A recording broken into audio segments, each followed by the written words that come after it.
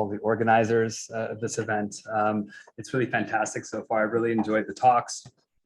And I'm really grateful to be a part of this today. So thank you very much. So today I'm going to be sharing a few studies from a recent paper my colleagues and I published in the Journal of Personality and Social Psychology. So if I gloss over any details, of course, please feel free to ask, but also rest assured that all the details are in the paper. So this line of work, this paper is about an examination of people's beliefs about the nature of opportunities and how it affects their goal pursuits and their goal achievement. And this line of work was motivated in part because the world is changing very rapidly and very dramatically. The advent of AI, automation, growing inequality, and others are diminishing the opportunities that people have. And people are very understandably very concerned about the opportunities that they will have in their foreseeable future, particularly their job prospects. So acknowledging that opportunities are not distributed equally in society, which is a structural injustice that must be addressed, a tendency to actively cultivate opportunities might be more important today than ever. In other words, the extent to which opportunities could be available to someone. Does someone see those opportunities as things that could be cultivated, or do they feel paralyzed by their circumstances? So this is the crux of the construct that we study. And this, we define these as fixed and growth theories of opportunity. So a fixed theory of opportunity is the belief that opportunities are relatively changeable, and a growth theory of opportunity is the belief that opportunities are relatively changeable and by extension could be cultivated. So I want to take a step back before continuing with that just for a moment to talk about what I mean by implicit theories. So implicit theories are belief systems about the nature of ourselves, other people, the world, and they influence the way that we interpret our situations and how we should respond to them. So essentially they become our subjective realities, and whether accurate or inaccurate, they are the lenses through which we make meaning of our world. And around the 1980s, a subset of these implicit theories that started to be studied had to do with the malleability of certain personal attributes. We call these fixed and growth mindsets or fixed and growth theories. And they've been studied in a number of domains. These are in fact domain-specific beliefs. They are not domain general. So most famous is the work on beliefs about intelligence, but it's also been extended to many other domains such as personality, leadership, willpower, interest, among many others. So this really seems to be a very fundamental way in which people think of certain aspects of themselves and other people, whether they're immutable or changeable. This work extends this past work in a few important ways. One, these beliefs about opportunities are about the beliefs about something external to the individual. It's something about the world and beliefs about whether or not they can change those circumstances in their world. And as such, this really is a construct that addresses a lesser studied area of goal pursuit, which is goal initiation. So whether the doors of opportunity are open that even allow them to gain entrance to a path toward their goals. Okay, so today I'm going to talk about a few studies that address a number of implications of these mindsets, having to do with expectancy, how they influence expectancies for success, the goal strategies people endorse, whether or not opportunities are actually cultivated, and actual real-world goal attainment. So In the first study, our objective was to see how these theories of opportunity affect people's expectations for succeeding at a very difficult long-term goal. So for this study, we recruited 104 participants. The first thing that they did is completed our theory of opportunity scale. It's just 3 items. And they respond to their with their level of agreement to statements such as, you may be a person with many good opportunities, you may be a person with few, you can't do much to change that. And we randomly assign them to read 4 scenarios in which they either had low financial resources or a moderate level of financial resources. In other words, a sufficient level to open up doors for of opportunity. And I should say at this point that in this research, I'm not going to talk about it today, but we've examined opportunities in a number of ways. Financial resources are just one way in which we've examined or manipulated opportunities or examined opportunities. They certainly come in different forms. So after reading each of these scenarios, they rated the likelihood of success. And just to give you an example of what one of these scenarios looked like, they read, imagine you were the youngest of 5 children. Your parents owned and operated a laundromat, but they struggled to make ends meet in one condition, in the other condition, and did well for themselves. Your siblings all worked at the laundromat to help the family, and when you turned 16, you started working there as well. After working there for several years, you decide that you want to expand the business and open several more laundromats in the state, and perhaps someday make it a national chain. So all of the scenarios were very similar to this, and either they're expanding a business or starting a business from scratch. And this is a very difficult, challenging long-term goal. And they were asked after each scenario about their likelihood of success. So for example, in this scenario, how likely do you think it is that you will someday successfully expand your family's business into a statewide chain? And this is our fundamental effect that we find very reliably. I don't know if there's a laser on this thing, yeah. But anyways. The middle button. This one. Okay, cool, thanks. So if we point our attention up here to the moderate financial resources. So in other words, this is a proxy for having opportunity. So when people have opportunity, when that door is open, there's no difference between people with a fixed mindset and a growth mindset. And this is graphed at -1 + 1 standard deviation. So, and we wouldn't expect any difference there, right? The path is clear to pursuing one's goal. What we see is the difference when in the low financial resources condition. We see that people with more of a fixed mindset, they see themselves as more hampered by the situation. They're held back. They don't have entrance to that path that's going to lead them to that goal. So their expectancy of success is relatively lower than people with a growth mindset, right? But what's interesting is that people with a growth mindset hold the same expectancies for success, whether they have financial resources or if they're really quite low. So what's going on? Are they delusional? Maybe they're seeing their futures through rose-tinted glasses. Or they could also be thinking about their goals very differently. They could be thinking about the process by which you actually pursue one's difficult long-term goals. So that was the objective of this next study. We wanted to examine exactly how people are thinking about their goal pursuits. Okay, so in this study, we had 283 participants from MTurk, and it used a very similar procedure, and they read the exact same scenarios. But we wanted to establish the causal role of mindsets rather than the correlational role. So instead of measuring theories of opportunity, we manipulated them, and we used a bias questionnaire to do that. So the way bias questionnaires work is that the participant rates a list of statements that are highly agreeable and it gets them in that mindset, at least temporarily.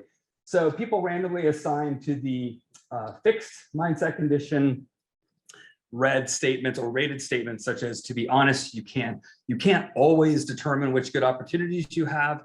People in the growth condition read statements like, sometimes it really is possible to determine which good opportunities you get. And then after that, they rated their expectancies for success like they did in the past, the last study. But one thing that's different is that we also added a text box, and we said for each of the scenarios, what could you do, if anything, to achieve this goal? And we left it at that. And with this open-ended data, we coded it for a number of things.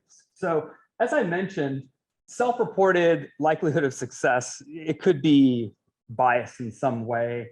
It could be delusional in some way. So as a somewhat more objective measure of likelihood of success, we had independent coders code based on what they had written, how likely would this lead to a success of the goal at hand. And other codes that were done, B through E, really focused on things that are related to the cultivation of opportunities. So they coded the sheer number of ideas that were generated by the participants, the relevance of the ideas to the goal, whether they were directly relevant to the goal or very tangentially relevant, the degree of personal agency that was demonstrated. In other words, was there an internal locus of control, or was it external?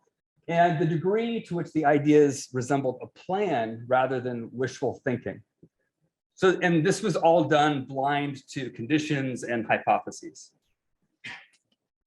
Okay, so with regard to participants' own rated expectancies of success, we find the exact same pattern as the last study. We find that when people have opportunity, we see no difference between fixed and growth mindsets. We see when there's low opportunity or low financial resources in this case, a growth mindset led to higher expectancies of success.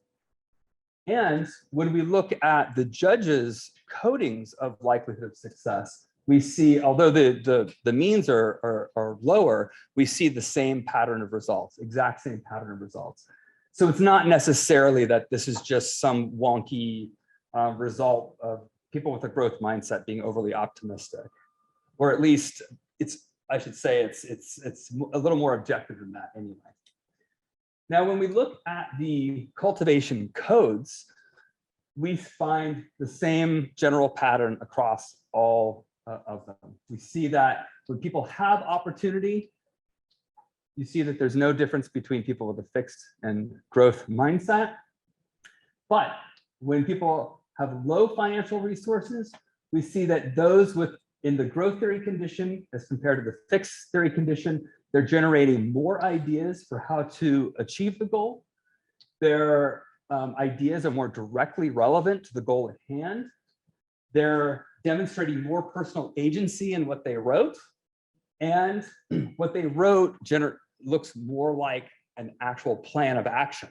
So for example, there were if you look at the actual written statements from participants, someone with a fixed mindset in this case, were several cases where people say, it's not possible, you can't do this, can't be done. And in the growth mindset condition, kind of like a really solid example, are multi-step plans over a period of time to accomplish a goal. So if the goal is to open a new store, they're talking about doing market research, finding the right location, securing loans from banks, advertising campaigns, and so forth. So very, very thoughtful thinking about how to arrive at the goal. So in other words, what we're finding here is that people with a growth mindset are really thinking about how to achieve these long-term, very difficult goals differently than people with a fixed mindset. It appears that people with a fixed mindset thinking that their opportunities can't change are just disengaging. And one other important thing here, all of these are process measures. So what we're finding is that when subjected to a moderated mediation, each of these is explaining the relation between a growth mindset versus a fixed mindset when financial resources are lower in predicting expectancies for success.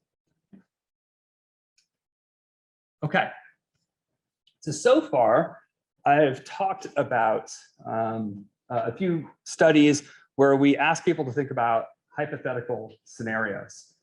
And there are, of course, limitations to that. So we wanted to see if these beliefs had real world significance and that they had an impact on a really critical real world goal, which was employment. So for this study, we recruited unemployed people.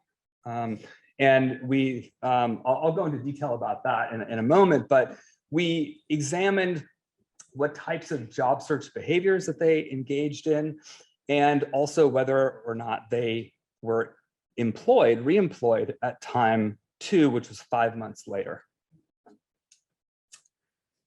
So in this study, we first needed to recruit unemployed people, which turns out to actually be extraordinarily complicated. Some of this work is the most complicated I've actually been a part of. So we had to make sure that they were not only unemployed, but they were in need of income. They had no other source of income, and they had no disability preventing them from getting employment. We ended up with 168 people who completed the time 1 and time 2 surveys. And I should note that these people, as you might expect, were low SES. And as a matter of fact, we wanted to get people from MTurk because we assumed that that would be a good place where people who might be unemployed would go to maybe earn some extra money in the meantime.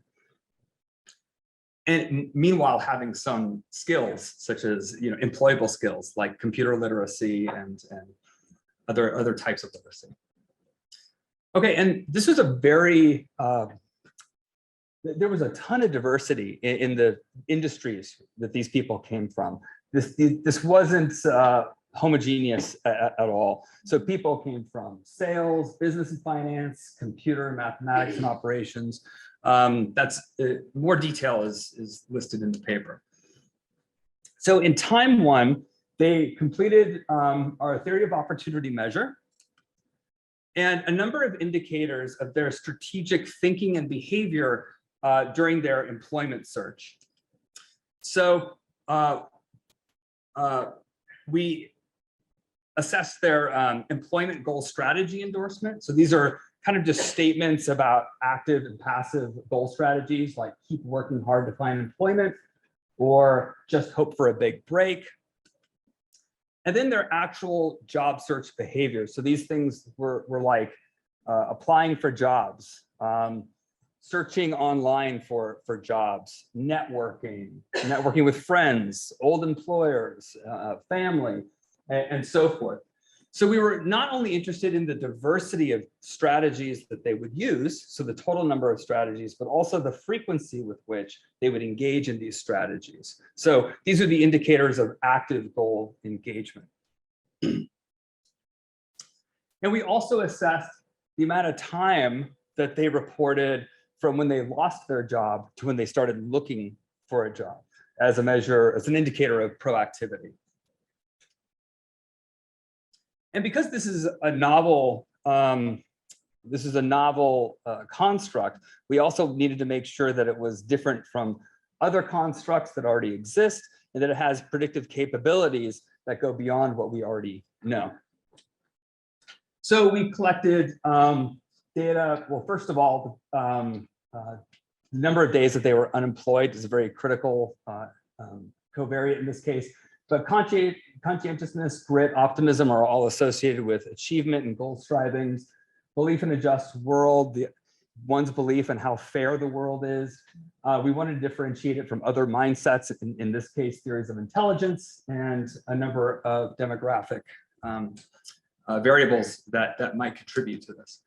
And our key outcome here is whether or not they secured steady employment 5 months later. So this is from the follow-up survey.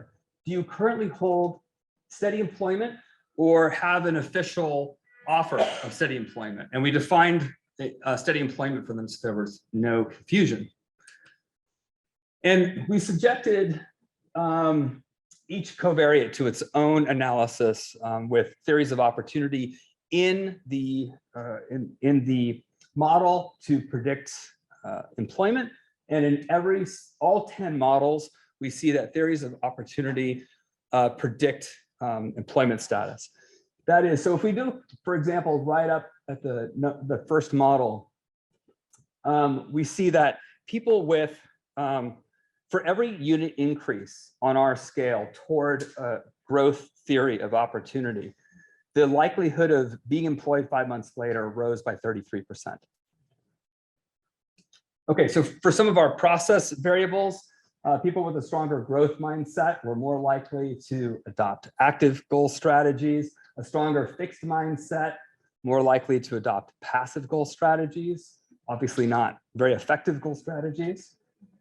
Job search behaviors, people with a stronger growth mindset were more likely to engage in a greater number of different types of job search behaviors, and also did so more frequently. And these all hold when you control for the amount of time that they've been unemployed. People with a stronger growth mindset also started looking for a job more quickly after losing their job. And we find that this is a process variable. We find that people with a stronger growth mindset start their job search more quickly, and this in turn predicts that they're going to be employed at time 2, 5 months later. Okay, so in summary, we're finding that a stronger growth theory versus a fixed theory relates to higher expectancies for goal pursuit, more active and passive strategy, active versus passive strategies for pursuing a goal, a tendency to cultivate opportunities, and a higher likelihood of actually achieving a goal in real life. And because I'm a bit limited on time, I really want to make a very important point and a caution. I want to discuss that for a moment. That I want to be clear about what we're arguing, what we're not arguing, because opportunities in society are not distributed equally. This is unjust. This is not right. This needs to be rectified. So it is very true that a simple shift in mindset, that adopting a growth mindset isn't going to change that reality. So that is not what we're arguing at all. What we are arguing is that where opportunities could exist for people, that a growth mindset of opportunity could potentially help them better their life chances. And the other thing that I want to mention that my lab is only just now starting to examine is that there might be an ugly, dirty underbelly of a growth mindset. That if you believe that opportunities can be cultivated, that your circumstances could be changed, then that might lead to you blaming people who are in particularly dire situations, right? Because they haven't, from your mindset, they haven't pulled themselves up from their bootstraps. And that's a serious, serious problem, and that we can't allow that. So moving forward, we're working on interventions. We're working on, well, this is tricky. That's, I guess the point that I'm making is that this is really tricky because on one hand, we want to cultivate this idea, foster this mindset of a growth mindset of opportunity, but it could come with some negative aspects to it, which means that we need to also be teaching people in tandem that there are structural injustices in the world, that there are other reasons that are like mental health that are out of someone's control that might stop them from doing this. So we want to be able to foster this healthy mindset, but in a way that doesn't lead to any sort of blame. So thank you very much. Thank you. And I have a Q&A for Paul. thanks. That was It was really interesting. I really enjoyed it. And I really appreciated what you had to say at the end there, because it's always sort of felt like at least some of the ways in which growth mindset is kind of like talked about in the popular culture is, if you try hard, you'll achieve it. And it really feels like the flip side of the just worlds kind of mentality.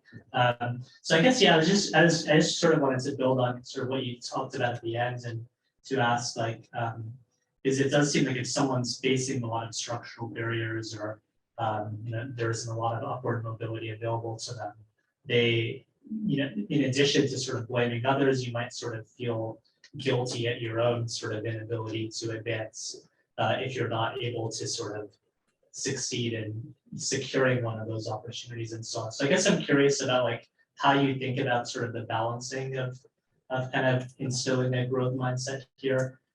Do you also want people to be sort of aware of kind of the scope of possibilities or opportunities that are available to them? Like, is that an important message that you need to sort of go along with the growth mindset that like that might buffer against some of those double-edged kinds of consequences? So for the individual themselves, like being aware of just how many barriers are ahead of them. I mean, I think that's an interesting question. I mean, on one hand, that could be really discouraging, right? It could even shift a mindset maybe to being more fixed. I don't know that, but it's possible. So I think the message is that even if it doesn't look like there's a way forward, even if opportunities are scarce, there's somewhere, right? Or at least for, again, this is within the context of that opportunities could exist for certain people. So I think I think it could be paralyzing, possibly, to underscore just how scarce some opportunities might be for some people. It might encourage them to not do anything. It could also encourage them to shift to other goals that are more tractable. Maybe those are really valuable goals. Maybe they wouldn't be as fulfilling. So I guess it would really have to. Yeah, I guess I'm just sort of wondering, what is the space between kind of a growth mindset that is aware of the sort of structural barriers versus sort of a fixed mindset? I think it's an interesting question. Yeah, I honestly, I think we have a lot more work to do on that. And I think for us, the real trick is going to be how do you teach both at the same time? How do you tell people that opportunities can be cultivated, but also they might be limited for yourself or for other people? But yeah, so a lot of this, so what we're finding is that a theory of opportunity is predicting above and beyond, say, things like grit and other things related to perseverance.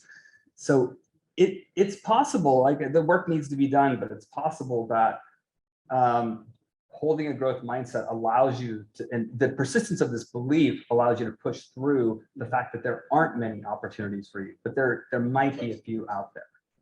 So it's a good question, and I wish this work is in its early stages. Yeah, it's right. Thanks for that. I just had a follow-up kind of question on this. Mostly thinking about basically how this fits into, like, what if you prime people for this growth mindset, but they've just experienced a bunch of frustrations? Like, for example, you did like the classic learned helplessness experiment. I mean, maybe not like the zapping dogs, but something where like an individual is sort of stuck and perpetually stuck. And then afterwards you prime them with a growth mindset. What sort of manifest, how's that going to manifest? And so it's like it's an idea of like, what happens if we take a bunch of people who are impoverished and constantly and have in a low resource setting and then provide them with these growth mindset things? Is that going to, is there going to be sort of backlash with this sort of cognitive dissonance that occurs when, these people have been just exposed to negative after negative after negative, and then you tell them, oh, but there's lots of opportunities, like you should think like this. Yeah. So I'm thinking about it like actually like potentially running an experiment in such a way where you sort of address that by showing having conditions where you like put someone in a situation where they're constantly getting frustrated. And then you prime them with the growth mindset sort of thing, like how's that gonna work versus someone who's experiencing something, not this like learned helplessness sort of. Yeah, so one thing, so first of all, this is the case for almost all interventions, or at least the types of interventions that I do. We're teaching very often, if you just think about it statistically, we're teaching about 33% of our participants that they should have a growth mindset. And 33% of participants who have a fixed mindset we're saying have a growth mindset, right? So we expect those people to maybe not change or shift them a little bit to maybe be a little less of a fixed mindset. We don't think, at least in the intervention types of interventions that I do, wise interventions, social psychological interventions, we don't think that it's going to be a huge shift. We're not going to, flip them, right? What it is we get an aggregate and we're pushing people along as an aggregate to detect some sort of benefit. So, but on the individual level, which you're talking about, I think there is the potential for a problem. And one thing that we know in general with interventions and the ones that we're working on now with this would be subject to them is also reactance.